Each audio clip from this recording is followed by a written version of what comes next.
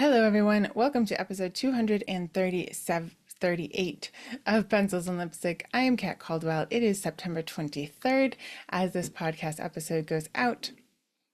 And September 23rd is also the publication date of Bended Loyalty.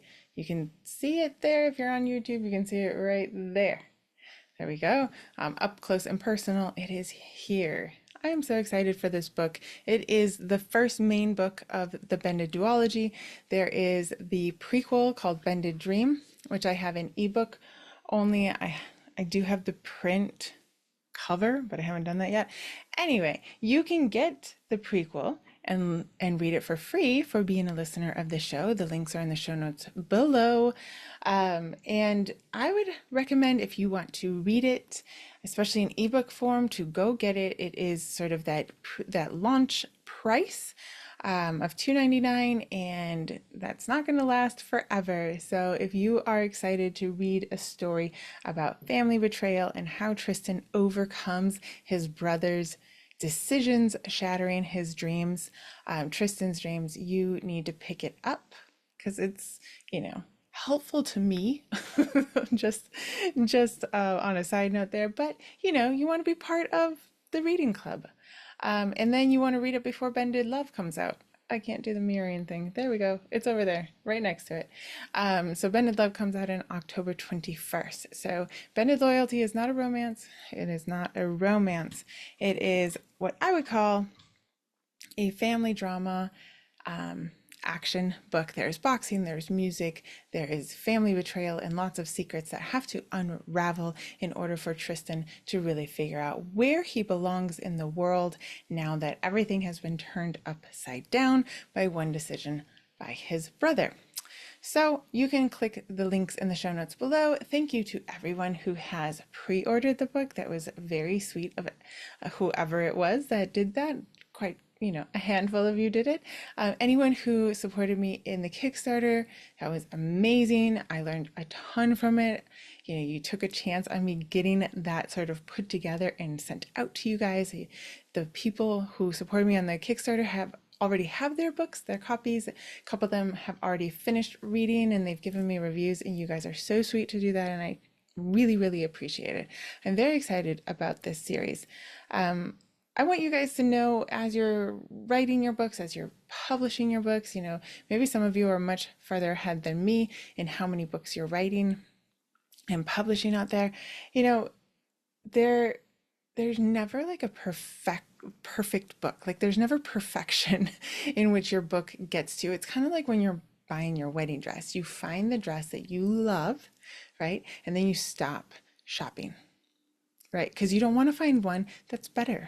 It's kind of like you don't want to do that. So at some point you do have to do the best that you can, do the best that you can with the story that you have. You put it all together and you publish it, and you just be proud of what you've done and go forward in everything that you have put together, and be proud of yourself for finishing it, because it's hard to write a story. It's hard to bring all those little strings together, right? And then, the other advice is you don't ever read your reviews. So I have read them so far because everyone's been really kind, and they're pretty much friends or Kickstarter supporters. But at some point you cannot go in and read your reviews because somebody's gonna dislike your book because it's subjective. It's art. Anyway, that's a little side note. Here's the book again because I am that excited about it. Bended Loyalty. I love Tristan. I actually got the idea for him, and then Scarlet, which is Bended Love story. Scarlet's in that one. I got the idea for these guys when I was living in Spain. So my daughter was a baby. My firstborn was a baby. This was probably about 12 years ago. And I had half of a sort of mainstream romance written with the two of them. And then I didn't want it to be that. There's nothing wrong with it, a mainstream romance, but I wanted it to be a little bit deeper. I wanted it to dig into real family issues that a lot of people deal with. And yeah, so out came Tristan and Scarlet in this way. And as you know, I've been writing them as I'm getting my author accelerator certificates. And so it's been like 2 years, really getting them on paper, and then getting them formatted and all that. And I have to remind myself, I don't know if you guys have to, but I have to remind myself, like, that's pretty good. There are people who are prolific and can get books out every 4 weeks. That's not me. I think 2 books in 2 years, and then I decided to, publish them one right after the other. I mean, it's okay, right? It's pretty good. Pretty good. I'm just excited to get them out to you guys. So yeah, let me know what you think about them. If you read them, I would love to hear what you have to say.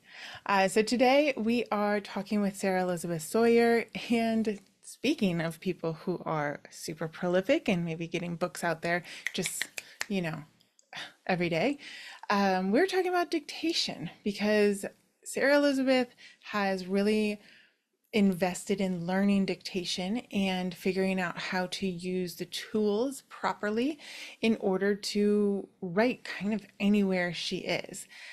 She does say that now she is much faster at writing. And I think that's one of the things that attracts most writers to trying dictation. Just like Sarah says, like I've tried dictation a couple times and just completely well, it's not that I failed. So I have tried it. I just don't have the like knack for saying next line, period, and so it comes out a mess.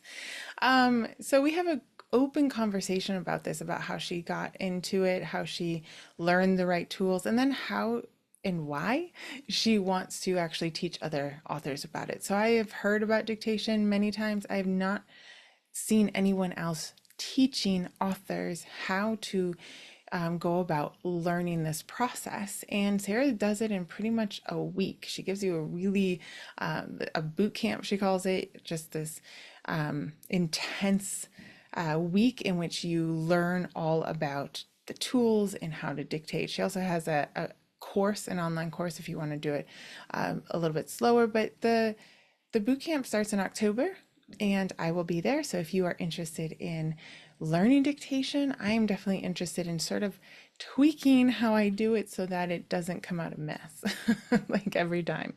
I do like dictation. I like to record my ideas, my thoughts, my as I'm walking.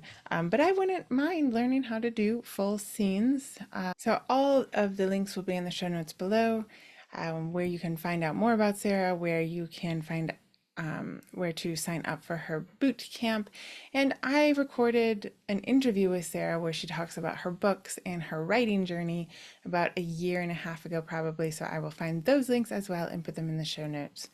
Next week, we are going to be talking about background and when and how and where to put it when you are writing your story. I know that we get some different thoughts on it whenever we're seeking how to write our novels. I have one writer who told me, well, I thought that we weren't supposed to put background in at all. And the truth is, you have to use it wisely, but you do need background because we need to understand your characters. And so I can see how this idea of don't put in too much background can sort of become the idea of don't put in background at all if not necessary. And like, okay, maybe, but not really. So we're going to look at a couple books to see where they put in the background because there is no hard and fast rule about it. But we're going to be giving you some tips about how to do that. I'm also going to reach out to a couple other writers and coaches so that we can have a full conversation about background and what they think about it, because of course my opinion is not the only opinion out there. So I have a couple people in mind that I'm hoping will come in and talk to us about it. And then stay tuned all throughout October, we will be talking about rejection with Rhonda Douglas, and we'll be talking again about creativity and being neurodiverse with Monica Hay and finding out about her group. So we are just having some intense conversations, both about craft and about running the writing business this fall. But without further ado, I want to introduce you to Sarah Elisabeth Sawyer. I hope that you enjoy our conversation about productivity, about writing, and dictation.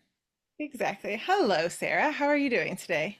I am good, Kat. How are you? So great to see you. Good to see you. You and I got to see each other in person, actually, at the giant book fest in DC, which I had never been to. But did Oh, you have a good time?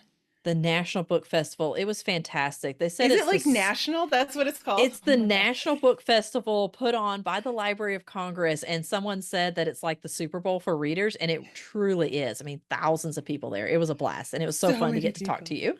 Yeah, it was so fun to see you. You were there for your traditionally published book, right?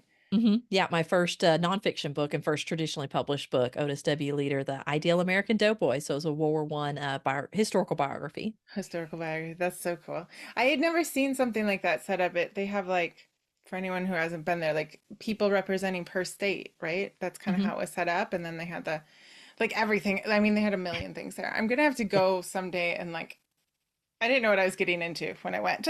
Let's just say that. I was like, I got two I hours. did. I'm gonna go see Sarah. It's not enough I didn't time. know what I was getting into either, but yes, they select an adult book and a children's book from each state Okay. to represent that state. So my That's book was cool. chosen in the adult category. Yeah. That's very cool. Okay. But you live in Texas, but Mhm. you were at the Oklahoma stand. So Yes. why are you part of the Oklahoma? I know it's my second home. It's my second home state. So my papa was born in Oklahoma, and my mom and I were tribal members of the Choctaw Nation of Oklahoma, and so we go up there a lot for tribal events. And most of my books are set in Oklahoma. In Oklahoma. Okay. All right. That's so cool.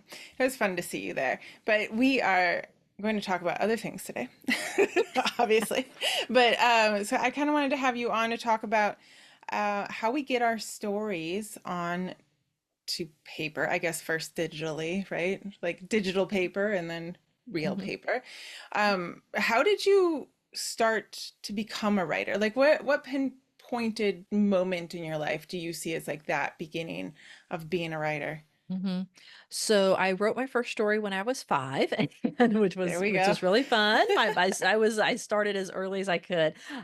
So I had a story about kindness that I wanted to share, and I knew I would be too shy to tell the story. Which ironically now I do a lot of storytelling, and I speak my fiction now. But I wanted to get that story out of me, and so I did it with writing little sentences, and of course they weren't Oh, complete. But my mama saved it. My brother, who was 7 at the time, he illustrated it, and so really oh, that's so grateful cute. to have that. And then when I was 23, I had this meltdown. I was like, "Oh, what am I supposed to be doing with my life? What was I created for?" And so I just really surrendered things. And in that year, I walked into a Barnes and Noble and went over to the magazine rack, picked up a copy of Writer's Digest, and it was like in that moment, God just told me, "This is what you're to do with your Oh, life, very cool. to be a writer." And I was like, "Okay, that sounds great because that's what I wanted to do." Sounds great and More than easy. anything. Yes. Oh yeah, nothing to it. Nothing. I opened up Writer's Digest and I read it and I was like, I could be one of these authors someday, right?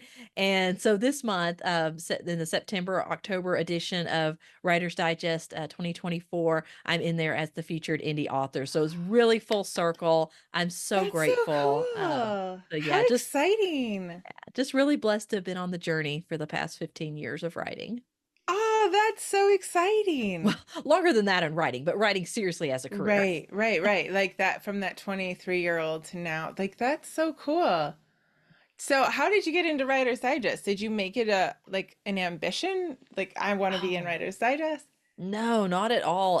Whenever I read that, I had this in the back of my mind, like, wow, what would it be like to write for a writing magazine? Like your writing is really under the microscope and everyone's gonna know any errors, any issues that you have. I mean, it's like the most judged writing space. But it was really neat. I was able to start playing pickleball at the beginning of this year and had just a really fantastic experience because I'm not athletic. So to be able to go into that, and it's just been really good for me in multiple ways. But after my third time of playing, I had all of these ideas for how pickleball related to writing and lessons No that way. writers could learn from pickleball. And so it just started pouring out of me. And I'm so glad I had dictation because I just started dictating and I ended up with like an article over 4,000 words, Kat. It was ridiculous. And so I was like, okay, what do I do with this? So I reached Yeah. out to Jane Friedman, who is, if anyone wants to go to her website, she is a phenomenal resource for the publishing industry and writing. And I had done some guest blog posts for her. And she was a former senior editor of Writer's Digest. And so I Oh. just asked her, I was like, what do you think I should do with this? Because I'm really not into, like the article freelance space right now. Should I post it on my blog? Should I pitch it? What do you think? It's just so long. And she's like, yeah, I would, think if you trim it down and if you are willing to wait, why don't you pitch it to Writer's Digest? And here's the senior editor's email address, which is, Oh, not something like pitch not directly to her. intimidating at all. So I did. I pitched directly to That's her. It amazing. was it was not accepted for the magazine, but she was like, "Hey, here's the senior editor of the online magazine." And so Okay. that article did make it onto there. But she said, "Hey, I was looking at your site and all, and are you indie published? Like, is that am I seeing that right?" And I was like, "Yeah, what do you want to know?" And so I told her a bit about what I did and what brought me on my journey. And she said, "Well, the reason why I'm asking is I'm thinking, I want to invite you to be the featured indie spotlight for the magazine, and I'll interview you. I'll send you interview questions and we can get that rolling." So I was like, "Let me think about that. Yeah, sure. Yes. I'd love to do that." Let me play it cool, play it cool, play it Yeah, cool. exactly. That is so Totally. amazing. That is such a good story and reminder of like how putting yourself out there is like is what you have to do because you Mhm. never know what it will bring you. It's a part of it. It's just a part of the journey, just not being Yeah. afraid or being afraid and doing it anyway. And doing it anyway. Like if you hadn't at least pitched it. I mean, because we can be very afraid of no, especially Yes. from like Yeah. something that we admire or a place or a person that we admire a lot, and just like, I mean, you got two yeses, which is so amazing. Yeah, and that's coming on the back of a lot of no's, Cat. A Sure. lot of no's in a lot of places. So, that's not typical, but I feel Yes. really blessed by that. But yeah, you have to put it out there and just be willing to accept the no's and know that each no is one step closer to a yes. True. So true. And like, I think it's good for people listening to remember it. You didn't walk into Barnes and Noble yesterday at 23. Like, I mean, I sometimes will it be happens, I right? will be Like, I will be 39 years old next week. So yeah, like, it's been you some look good. years. You look 23. Oh, thank You you. But I mean, I think because sometimes America, maybe especially America, or at least the Western world, really elevates the stories of like debut author, first time, and like a debut author could be somebody that just means that it's their first real published book, right? It doesn't Mhm. actually mean that Yes, it's the first one they've written, even. Like some people have several absolutely. that they've never published. They might have been in the writing space for years. So it's a good reminder for us all as we're on this journey to be like, everything is a little bit by little bit. And it's like just because we elevate, even if it is a unicorn, like somebody who Mhm. picked up a pen and wrote the great American novel, and just, well, that's great. They must be very talented or knew someone or whatever. But most of us, it's just doing what we're supposed to do Yep, every day, exactly. every day. So when you're Yep. 23 and you start writing, that's like there's computers and there's writing and so where did you Mhm. start? Was it Word? Microsoft Word? Oh, do we have to talk about Microsoft Word? I know we're all beyond that. Some people still I use I it. form no, no, it's still a great program. My thoughts on it, my trauma from it Too much comes trouble. from Let's get rid of your PTSD here right now. it comes from actually I started with Word Perfect, if anyone remembers that. So that was Yes. before Microsoft Word. And whenever I was in 4-H in my teen years, we used to create our record books on the typewriter.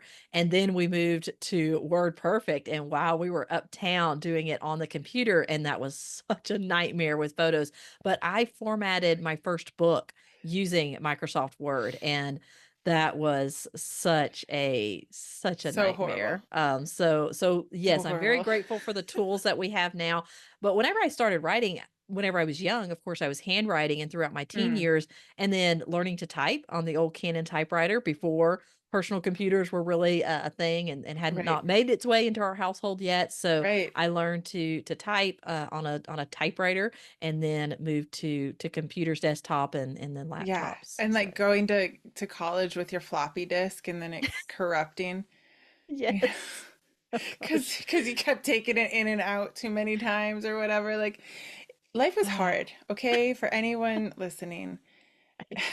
Anyone older than us is like, They don't even tell me about it. they So, know. They know. so, so you wrote your first book on Microsoft Word and you're formatting that. So where you are like, to me, you're the person who's using dictation and understands dictation. We're going to Ah. talk about that.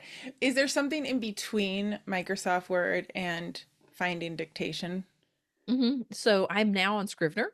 That's Okay. my writing app. I love Scrivener. I don't know how I was a writer prior to Scrivener. Mm, I love the vertical split on the screen where I can have my research notes or my outline on the right hand side, and then I have my draft or my scene that I'm writing or editing on the left hand side. And so that's not really how I primarily dictate, but that is my primary software, and I yeah. love Scrivener. And I use Vellum now to format my Oh books. yeah, formatting So formatting thankful. is But yes, that's where I went to was that on my PC, and then I moved over into the Mac world and bought the license for Scrivener on Mac and just absolutely love it. It yeah, works and even there's better no on looking Mac. back. Yeah, I know. No, there's not.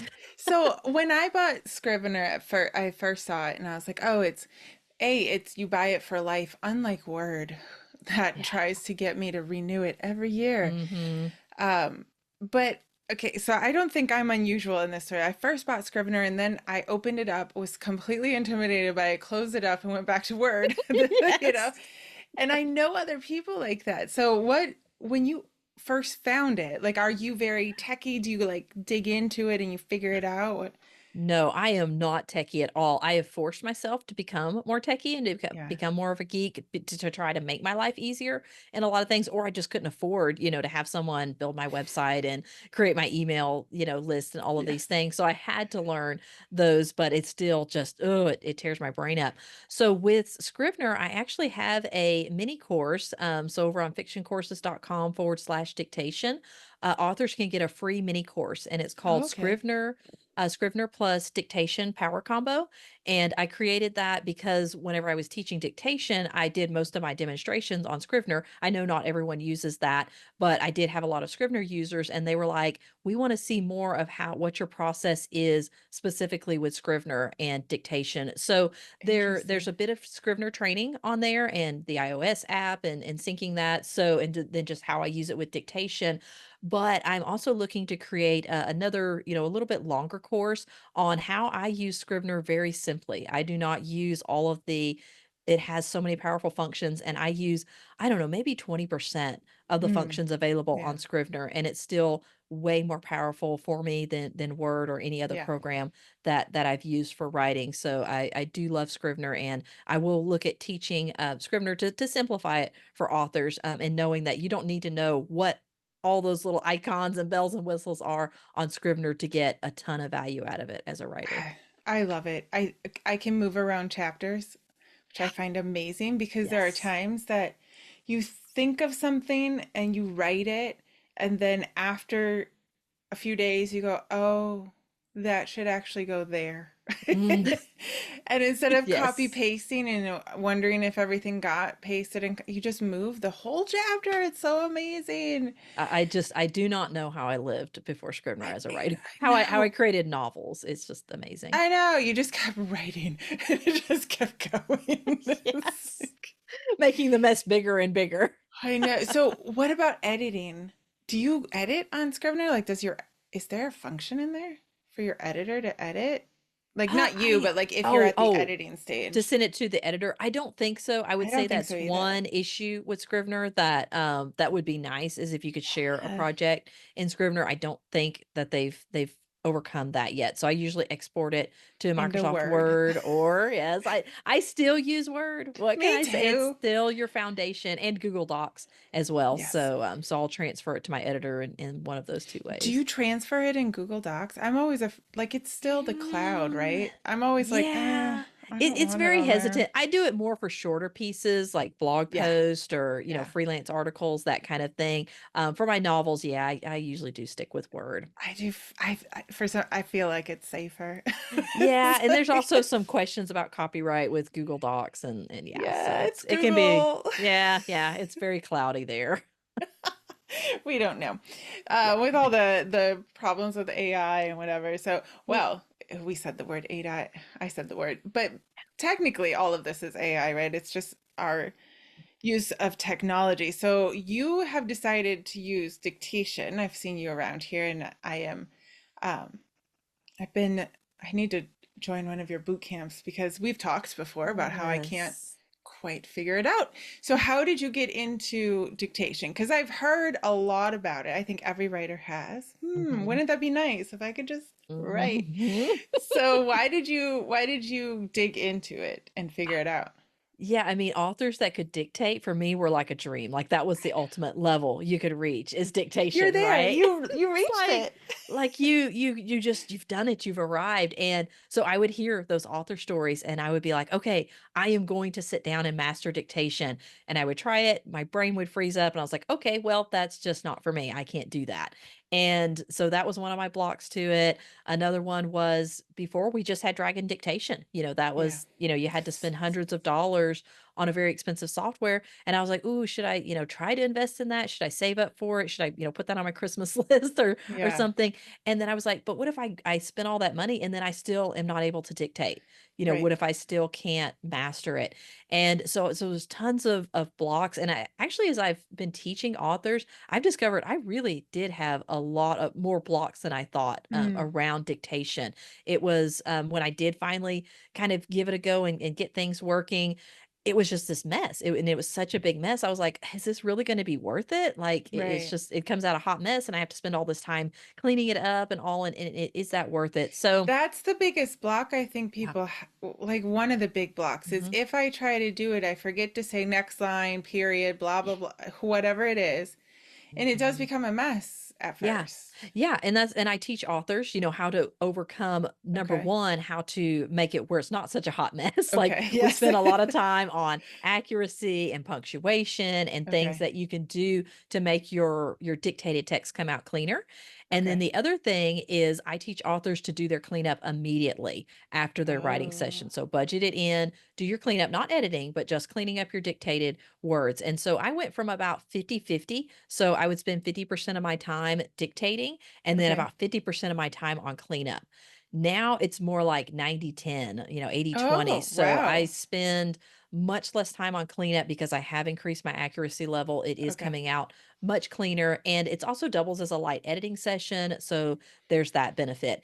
And so with dictating, I had all of those blocks and I was so grateful I overcame them because the benefits are just astronomical. There's so many benefits to dictating. Like I said, that's the ultimate with writers for writing faster, but there's many more benefits to it, Okay. beyond writing faster. So when you're trying like you're talking about these sort of like the cleanup part, I can see getting better at. But what about the thinking? Like the thinking and Mhm. writing somehow S- it doesn't come out the same to like has that does did you have that same experience and did it get better? Like Yeah. I don't know Yeah, yeah, what's the difference no, of I like understand. It is a different skill set, okay. and that's why I said my brain would freeze up because Okay. a lot of us today are used to dictating text messages or emails. Like a lot of people, they pick up their phone, it's easy to hit that little mic and dictate a text message. But whenever you try to transition that to fiction, it is a whole other ball game. Like Okay. it is a different, you've got to train your brain to do it. It's not Yeah. something that just comes out of the box and you start dictating your fiction. You really do need to train it. And I used to tell when I finally mastered dictation and I felt the power of it in my writing life, I would tell my author friends, oh, you need to try dictation, try dictation. And now I don't tell them that. I was like, do some training first. Like train Okay. yourself before you dive into it, or you'll be like me, who spent years trying and failing with dictation. Like I started in 2013, maybe with my first attempt. And I was like, this is going to be powerful and epic. And then I just fell flat on my face. and, Yeah. and the more I did that, the more blocks I built up to, I Right. can't dictate. This is not for me. It's great. It's working for other writers, but that's just not me. And so now I tell authors, get some training, either through me or someone. And what I do that's different from, say, reading a book about dictation or, some of the other, ways that, and there's not very many for fiction authors to learn how to dictate, is doing the live boot camp. Lets people come Mm, in and just see it all live and ask questions. And I just take baby steps through the whole process of overcoming, we talked about technical challenges. That's a yeah. big one. You don't need Dragon Dictation anymore. If you have a Okay. smartphone, or a computer, you have what you need to do dictation. So we go through the tools and that's the first block, is just overcoming, the technical tools and getting what works for you. And then we move into the mindset and the training Yeah. your brain to speak your words and then ultimately to speak your words of fiction. So just taking it little bite size at a time and going in an orderly fashion is authors are seeing huge results with that That's and so being cool. able to master dictation for their fiction. Do you have them start like with their work in progress for training, or do you recommend like training on Yeah. something else? Yeah, we don't even start with our own writing. Like I have Okay. them pull a book off their shelf from their favorite novelist and just work on Interesting. that's your first exercise. And then we gradually progress to, still, like, the work in progress is the very last day. Like we don't even Right. touch that. And some authors do go ahead and jump ahead, and that's fine. Sure. But I really encourage authors to, let's just take it very slowly, ease into this. And one writer said, it's like, I didn't know how to jump in the deep end with dictation. And she said, what I found is, Sarah takes you in the shallow end, gets you Yeah. wading out until you're ready to swim in the deep waters. So I like that. that's how it's formatted. That's very cool. So how long with since you didn't have somebody to take you into the shallow end, how long did it take you to really actually sit down when you finally decided the last time that you were going to do it, whenever that was? Like, so what are I you kind of cutting down, I guess, on average time? Yeah, I think my starts and stops, my fits of starts and stops with, from the first time I tried dictation all the way to where I was really beginning to seriously be able to dictate my fiction, was probably 6 years. And that wasn't Wow. solid doing, trying it. That was, okay, I tried it once, okay, forget it. And months would go by, and then I would listen to a podcast and someone would be like, "Oh yeah, I dictate my fiction and I write, 5,000 words an hour," or whatever. And I'd Like be like, a "Okay, second. I'm gonna do it. I'm gonna try it again," and then I would fail. So that was just a start and stop thing for Yeah. years for me, until I found, what I needed to really begin unlocking my brain and sticking to it and training myself to do dictation. And now I've dictated 11 books and counting. So really, really grateful I Like finally fully did dictated?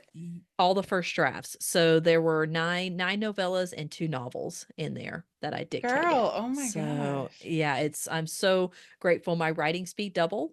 So I went from 1,500 words an hour average comfortably typing to 3,000 words comfortably dictating. And I can go up to 4,000 words an hour with dictating versus my top typing speed was 2,000 words an hour. So where are you when you're dictating? Are you still like, Hmm. a lot of people teach having a creative ritual, like having a place to write. I have different thoughts on whether that's, I Mhm. go back and forth. Are you in your office? Are you Yeah. walking? Do you think people should be in the same place? What are your theories on that? Yeah, so I have found that I can write fiction in multiple places. I Mm. have, like, the first novel that I dictated, I finished it. The last scene, we were up in Oklahoma at near our tribal headquarters, and I was waiting for my mom, and she had an appointment. So I was just wandering around. They have a nice walking path and a pond there. And I was like, I'm almost finished with this book. I know what this last scene is. I'd really like to just get this done. And so I did, walking around the pond, and there was some wind, and it wasn't the best dictation scenario. I didn't have a mic at that time, but I got it done. It was like Yeah. 1,500 words, and I went and fleshed it out some more because I didn't have all my outline notes, and I teach that, how to work with your outline and all with dictating. But I was like, you know what, it's done.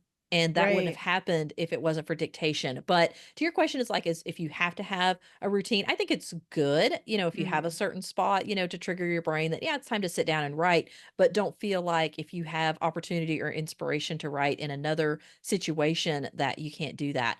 My favorite dictating spot is laying on the couch or in bed because Nice. I just then that's one of the reasons why I dictated, and that's, talking about all the benefits. So writing faster is one of them, but health has become even more so to me with back Hmm. issues and different things, and we spend so much time sitting at our desk. So if we can unchain ourselves and walk on the treadmill or go out and walk, but for me, creativity wise, it's when I dictate the fastest, and it's when I'm the most comfortable, is just laying in the bed, lying in the bed and totally relaxing my body.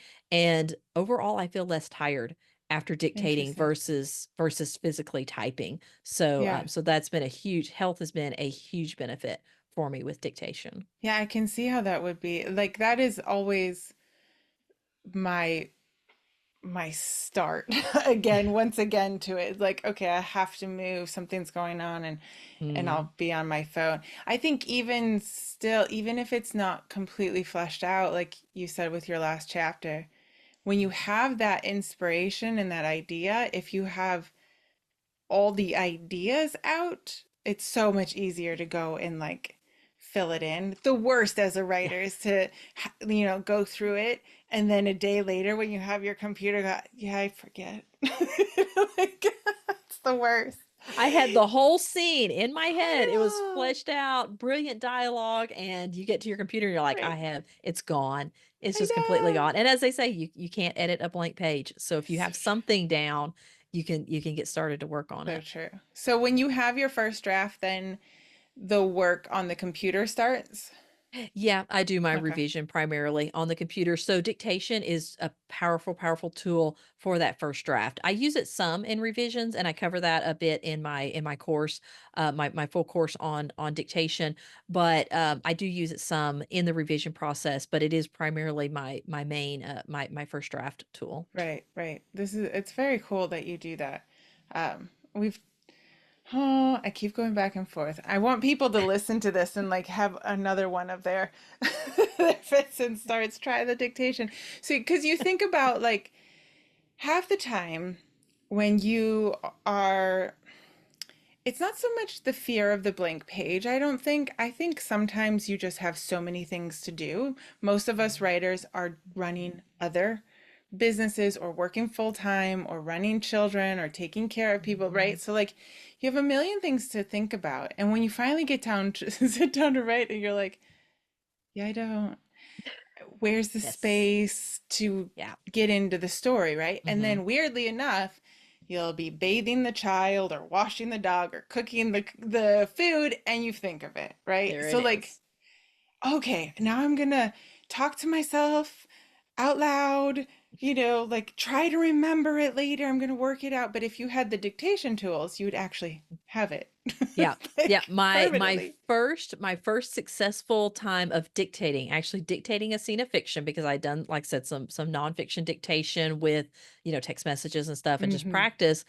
My first fiction was I needed to get out the door in 20 minutes. We were heading out somewhere.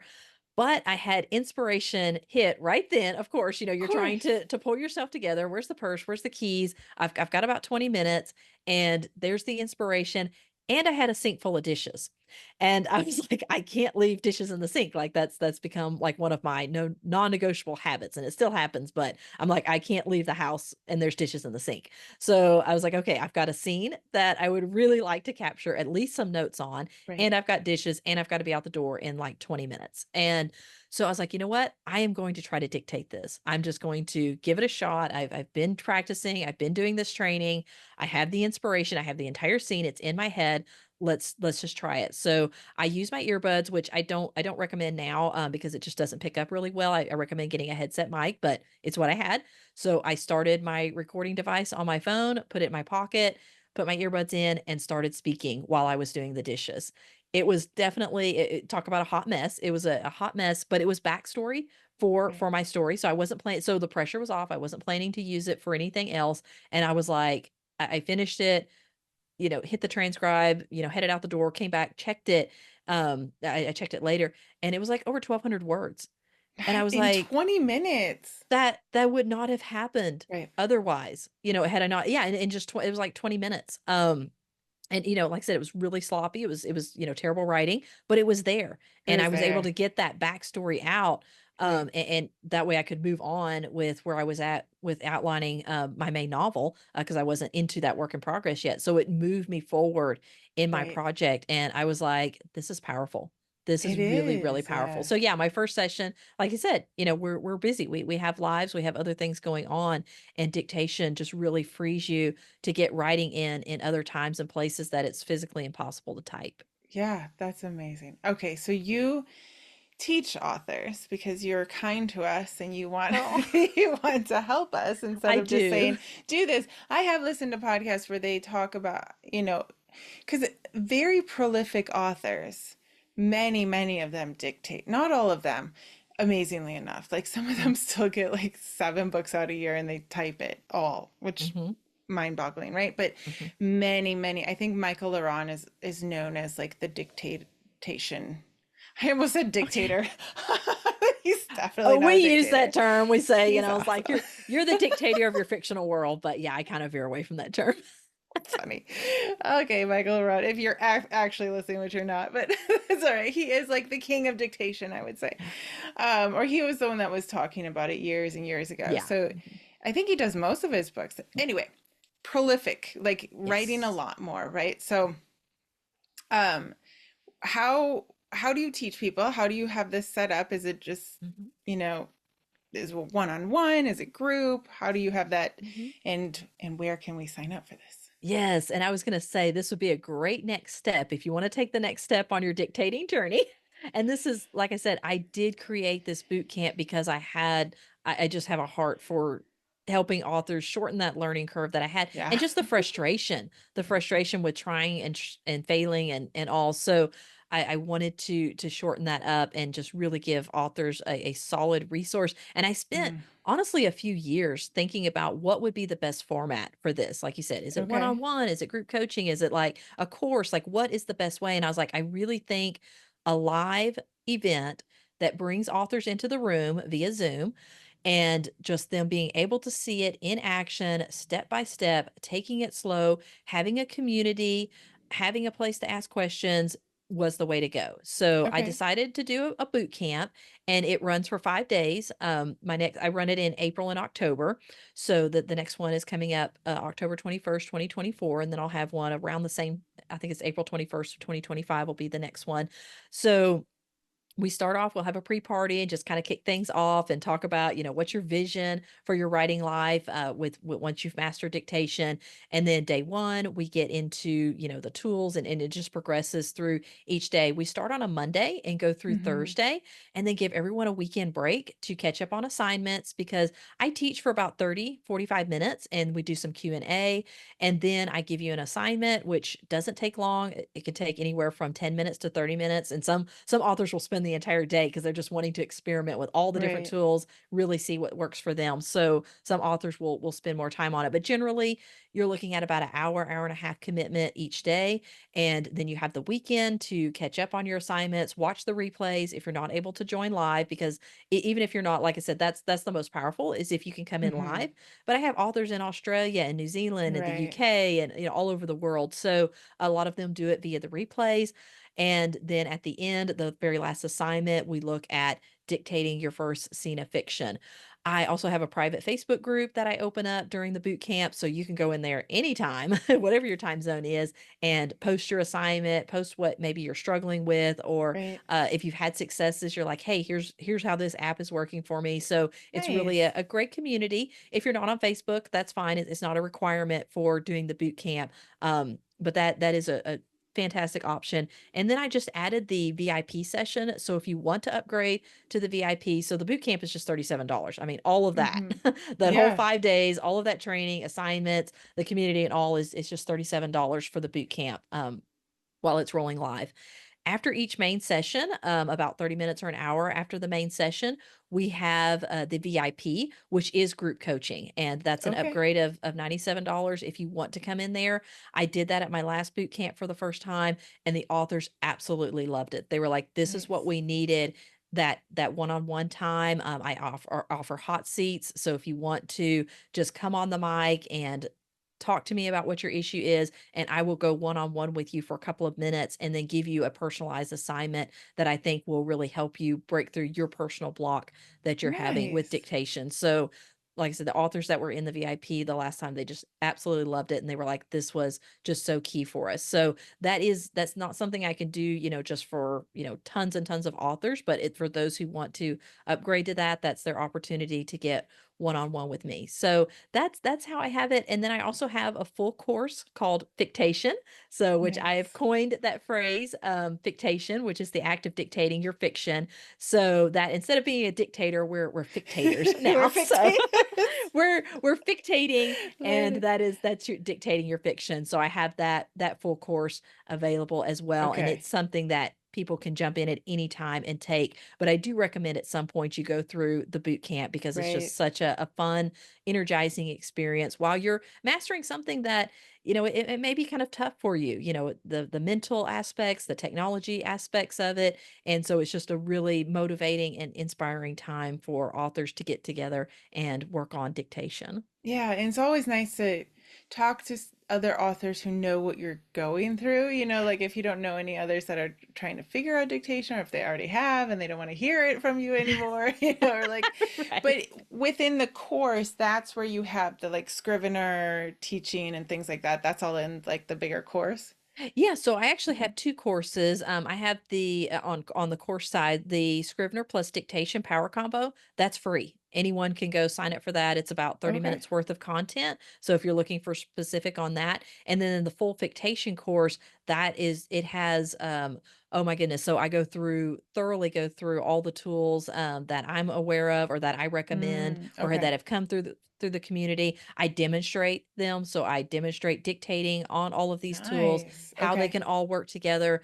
The biggest or one of the bigger modules in that course is I dictated a novella and I recorded the entire process. And then I clipped out the parts that I felt would be most beneficial for my authors. So you're getting to see fictating in action. So me actually dictating, from outline to the end of live, like this is the mess ups, this is the mess, this is the cleanup, this is what came out good, this is, like this is my actual process of dictating a new novella. So I wasn't reading off content from a Right. previous book, like it was coming straight from my brain out my mouth. So authors get an opportunity to hear, and I do this in the boot camp as well, demonstrate just real short few paragraphs of dictating a raw piece of fiction, because it doesn't have to sound real polished and it doesn't have to Mm. flow smoothly, and you don't have to speak fast. I'm speaking fast now because I kind of talk fast.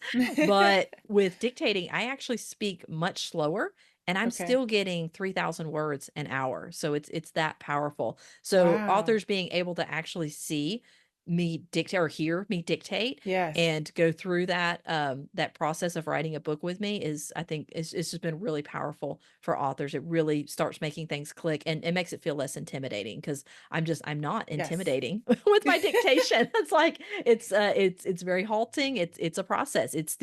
You're still in the creative process, but once you've trained yourself to do it, it is just one of the most powerful. That's why I call Scrivener and Dictation my power combo, because those are my 2 most powerful tools in my author toolkit. Right, right. Yeah, I think we create weird scenarios in our head of like, well, Sarah must just talk really fast in her Yeah. dictation, or whatever. Like we just make things up. I'm just thinking I won't have to hit the back key because I get in these tendencies of just typing terribly, even though I've been typing since I was like 11. Mhm. Like, Mhm. where did that come from? And then Scrivener does autocorrect now, where you're like, that's not the word I wanted. What is that? But you're gonna know this next question because your books probably don't have everyday, names like Tiffany or Stephanie. How do you deal with names or words that are other languages or made up maybe? can you train the sophomore? Do you just, is that why you recommend editing right away? That's an excellent question because that's something that kept me from dictating as well because I was like, "Ooh, I have all of these historical names and, dictation's not going it's going to be constantly misspelling them and not just misspelling them, but it doesn't misspell them the same each time." So Yeah. it's you It'll can't think use, it's like 5 words and you're like, yeah, that's not. like it bumps it bumps it all apart and you're like no that and I can't and then you can't even find it and then it's Yeah. somewhere in the middle of a sentence and then you're just totally confused until you realize it was a character's name that's in there and you're like oh no wonder this sentence is just so unreadable I can't figure out anything here. So for authors who historical fiction and fantasy authors I know especially this is a big issue for Right. them. So I do have a hack that I love to share. And what I did is in the first book that I dictated, I had a character named Tecumseh, and which is a native name, and my dictation function had no idea what to do with that, and it would come out like to come see, Yes, I can see and then that. it would and then it would do other stuff too. And I was like, oh, what do I do? This is so frustrating and it's taking up so much time that I could just be editing. And what I decided to do is swap out his name for Kirk. And I did not have another character name for that. There's not another word that sounds like that in my stories or a Oh, common word. Like you wouldn't want to use Ben, Ben, yeah. and you have Ben, EEN. So And true. so I just used the word Kirk and it's very firm. The dictations transcription picked it up every time. And then whenever I finished my dictating and I got into my cleanup on my computer, I could just do find and replace. And I did Kirk, Interesting. find Kirk, replace with Tecumseh, and it was done in just a couple of clicks. And What a that's great idea. that's what I recommend for fantasy or historical fiction authors is swap out those hard not hard to pronounce, but those names that your transcription software is just not picking up. It's not going to do it. Yeah. There's like, It's not. it will not do it. So I use a lot of Spanish and I'm always like, what is that word? And there's a game that my kids play where they will, it's like words that if you say it quickly, it's supposed, you're supposed to guess the real word. It's, Oh my. and I was like, that's what this is. This is like this game. What word is this? But Yeah. weirdly enough, like my brain couldn't remember. I'm gonna remember Kirk. So even if you're using other names, finding those maybe the hard syllables, the hard consonants where you are Mhm. pronouncing them constantly, just have like a list. Kirk means Tecumseh. This Yeah. person names.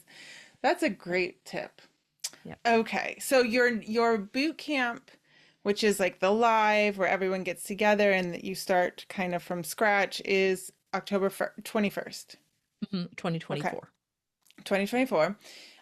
So we have a couple weeks as this goes out where you guys can go and sign up. So where we're gonna put the link in the show notes, but if they want to, and this link will be there as well, but I assume if they go to SarahElizabethSawyer.com, they can find that there or not. Yeah, no, it's actually on fictioncourses.com.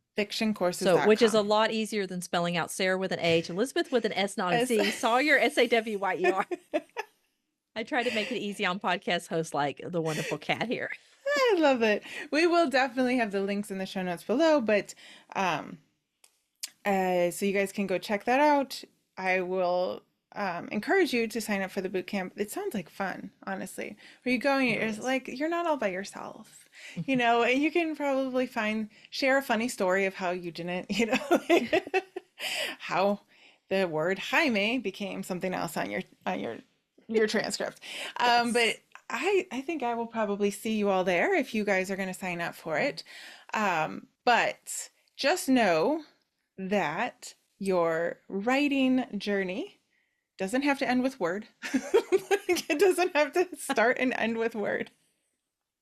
I think It is that's our not the last takeaway. word on it. Yes, exactly. I love it. So who knows? Maybe there will be a new tool where it can just read our brain waves, but this is pretty I good. think they're working on that, I but hope not. I hope not. yeah, stay out of my brain. Yes. Probably don't want to go there. It's better to just do the dictation. So thank you so much, Sarah, for sharing your journey with us, and thank you for creating this boot camp and this course so that we can learn. I mean, not only to be prolific, but as you said, to have healthier habits, to get all the things done that we want to get done, and just try something new, I guess. Yeah, tons of benefits to dictation. I do encourage authors to if you've tried it, this is a good chance. This is your sign to try it Yes. again and really get it worked into your author life, because there are just so many benefits for your health, for your career, that dictation is just going to give you those benefits. So thank you for having me on to talk about this topic, Kat. This has been a blast. Yes, thanks for coming. I appreciate it. Take care.